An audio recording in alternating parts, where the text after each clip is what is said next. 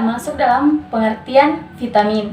Di sini vitamin itu merupakan nutrisi organik yang dibutuhkan dalam jumlah kecil untuk berbagai fungsi yang esensial dalam proses metabolisme. Dibutuhkan dalam jumlah yang kecil. Vitamin yang larut dalam lemak adalah vitamin A, vitamin D, vitamin E, dan vitamin K. Sedangkan vitamin yang larut dalam air adalah vitamin B dan vitamin C. Tubuh manusia mendapatkan vitamin dari makanan, suplemen, atau produksi flora usus. Yang sangat terpenting, tubuh harus memperoleh vitamin dari makanan sehari-hari dalam jumlah yang cukup. Jadi, vitamin mengatur metabolisme, mengubah lemak dan karbohidrat menjadi energi, dan ikut mengatur pembentukan dan jaringan. Ya, demikian. Di sini kita akan masuk dalam pengertian vitamin A. Di sini vitamin A itu merupakan salah satu zat gizi mikro mempunyai manfaat yang sangat penting bagi tubuh manusia, terutama dalam penglihatan. Manusia tidak dapat diproduksi oleh tubuh sehingga harus dipenuhi dari luar atau esensial, yaitu makanan. Fungsi vitamin A bagi tubuh manusia ada beberapa, yaitu 1. Penglihatan, 2. Kekebalan tubuh, 3. Pertumbuhan dan perkembangan, 4. Reproduksi, dan 5. Pencegahan kanker dan penyakit jantung. Ya, kita akan masuk dalam macam-macam sumber vitamin A. Di sini macam-macam sumber vitamin A itu terbagi menjadi 7. Pertama itu sereal. Sereal ini berasal dari jagung kuning dan gandum. Sedangkan yang kedua ini umbi-umbian. Umbi-umbian ini terdiri dari umbi kuning, umbi jalar merah, dan umbi rembet merah. Ketiga, kacang-kacangan seperti kacang polong dan kacang merah. Dan keempat ini sayuran seperti sayur bayam merah, daun genjer, daun jambu, dan kacang panjang, rumput laut, kangkung, kol, paksoi, sawi, dan wortel, serta daun hijau lainnya.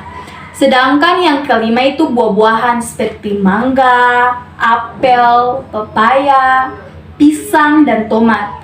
Yang keenam ini hewani, daging ayam, bebek, ginjal domba, hati sapi, hati ayam, sosis, berbagai jenis ikan seperti ikan cakalang, ikan gabus, ikan kawalinya, dan berbagai ikan lainnya. Yang ketujuh adalah hasil olahan. Selain vitamin A alami, ada juga yang berasal dari olahan seperti susu, mentega, minyak ikan, minyak kelapa sawit, tepung ikan, serta tepung susu. Teman-teman, di sini juga ada efek kekurangan vitamin, ada beberapa, yaitu pertama, keratin yang abnormal pada saluran pernafasan, saluran genitourinary, dan permukaan mata. Kedua, kehilangan silia dari respiratory epithelium. Yang ketiga itu kehilangan mikrofil dari usus kecil. Keempat, penurunan sel globlets dan produksi mucin dalam mukosal epitel. Yang kelima itu rusaknya fungsi neurofil. Keenam, rusaknya fungsi sel natural killer atau NK dan penurunan jumlah sel NK. Yang ketujuh, rusaknya aspek hematopoiesis. Dan kedelapan itu perubahan T helper tipe 1 dalam respon imun. 9 itu penurunan jumlah dan fungsi limfosit B. Dan ke-10 itu rusaknya respon antibodi terhadap T-sel. Di sini kita akan masuk dalam vitamin B. Di sini vitamin B itu termasuk golongan vitamin larut air.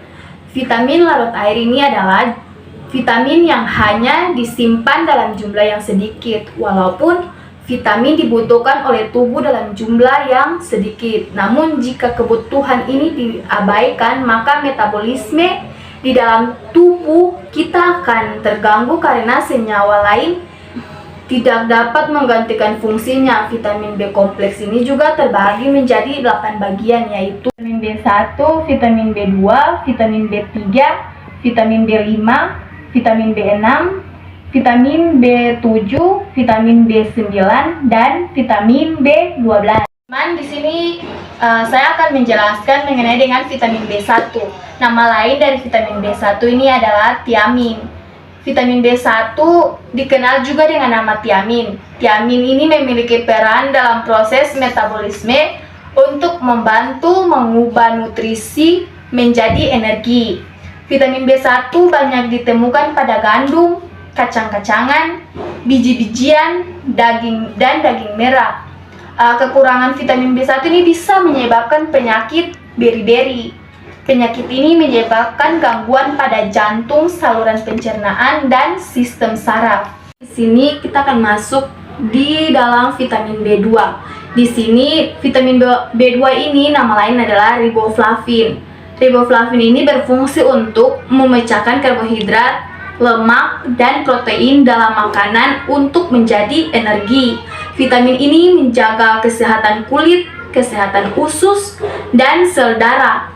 Vitamin B2 juga memiliki manfaat untuk memastikan pertumbuhan serta perkembangan organ reproduksi dalam pertumbuhan jaringan tubuh seperti kulit, mata, membran mukosa, sistem saraf, dan kekebalan tubuh. Teman-teman, sekarang ini kita masuk dalam vitamin B3. Nama lain dari vitamin B3 ini niacin. Niacin ini merupakan nama generik untuk asam nikotin dan nikotinamida yang berfungsi sebagai sumber vitamin tersebut dalam makanan. Asam nikotinat merupakan derivat asam monokarbondisilat dari piridin. Fungsi niacin atau vitamin B3 ini untuk memproduksi energi, metabolisme lemak, mendukung pemosesan genetik, pengaturan aktivitas inosilin. Sedangkan sumber vitamin B3 ini dari biji-bijian, kacang-kacangan, buah mangga, jamur, asparagus, daging sapi, ikan tuna, ikan salmon, dada ayam, telur, dan juga susu. Oke teman-teman semuanya, kita masuk dengan vitamin B5, di mana vitamin B5 disebut juga dengan asam pantotenat. Fungsi vitamin B5 sebagai pembentukan komponen tubuh, dan juga vitamin B5 berperan sebagai pembentuk banyak komponen penting yang dibutuhkan oleh tubuh manusia. Sebagai contoh adalah pembentuk lemak, protein, karbohidrat, asam amino dan antibiotik, dan juga merangsang hormon adrenalin. Sumber utama dari vitamin B5 yaitu biji-bijian, daging ayam, daging sapi, kuning telur, brokoli, dan kentan. Oke teman-teman semuanya, kita lanjut dengan vitamin B6. Vitamin B6 adalah nutrisi yang penting bagi fungsi dan perkembangan saraf otak. Vitamin B6 juga berperan dalam produksi hormon serotonin, melatonin, dan norepinefrin. Vitamin B6 dikenal juga dengan nama pyridoxine. Dan juga fungsi vitamin B6 berperan dalam pembentukan protein tubuh, sel-sel darah merah, prostaglandin, dan senyawa struktural, di mana yang berfungsi sebagai transmitter kimia pada sistem saraf. Sumber vitamin B6 banyak ditemukan pada beras dan yes. Selain itu, juga ditemukan pada sayuran, daging, alpukat, pisang, dan ikan. Oke teman-teman semuanya, kita masuk dengan vitamin B7 atau dengan nama lain yaitu biotin. Biotin ialah vitamin larut air yang juga dikenal dengan vitamin H. Vitamin ini memiliki peranan yang sangat besar dalam reaksi biokimia di dalam tubuh, seperti dalam transfer karbon dioksida dan metabolisme karbohidrat dan lemak.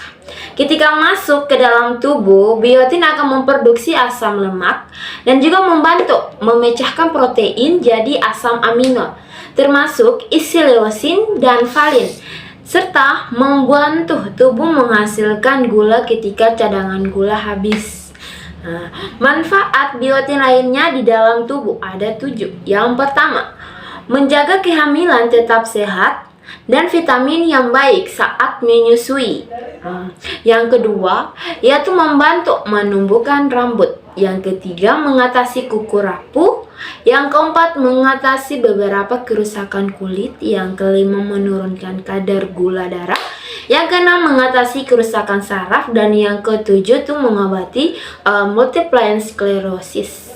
Nah, sumber makanan yang kaya biotin yaitu daging dan hati, sapi, kuning telur, kacang-kacangan seperti kacang almond, alpukat, ikan salmon, susu dan produk olahannya, dan ubi jalar. Oke teman-teman semuanya, kita lanjut dengan vitamin B9. Vitamin B9 ini populer dengan nama folat dan asam folat. Menjadi salah satu nutrisi yang amat penting untuk ibu hamil. Namun tak hanya untuk kehamilan. Vitamin ini diperlukan semua orang karena folat merupakan vitamin B9 yang alami di makanan. Ada beberapa fungsi vitamin B9, yaitu diperlukan untuk produksi sel darah merah dan sel darah putih di sumsum tulang, mengubah karbohidrat menjadi energi, memproduksi DNA dan RNA yang isinya mencakup beberapa sistem. Dan juga ada beberapa sumber vitamin B9, yaitu asparagus, hati sapi, kacang lentil, sayur bayam, daun selada, alpukat, kuning telur, pisang, jamur, kembang, kol, dan kacang merah. Selanjutnya ada vitamin B12 dengan nama lain yaitu kobalamin.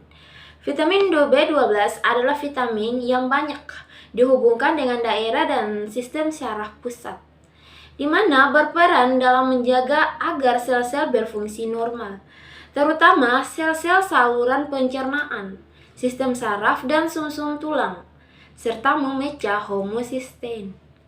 Kekurangan vitamin B12 akan melemahkan fungsi saraf dengan akibat gejala berupa kaki bergetar, kepikunan, depresi atau gangguan mental, anemia, dan diare. Sumber makanan yang mengandung vitamin B12 yaitu hati ayam dan sapi, daging, susu, telur, ikan, tahu, tempe, dan rumput laut.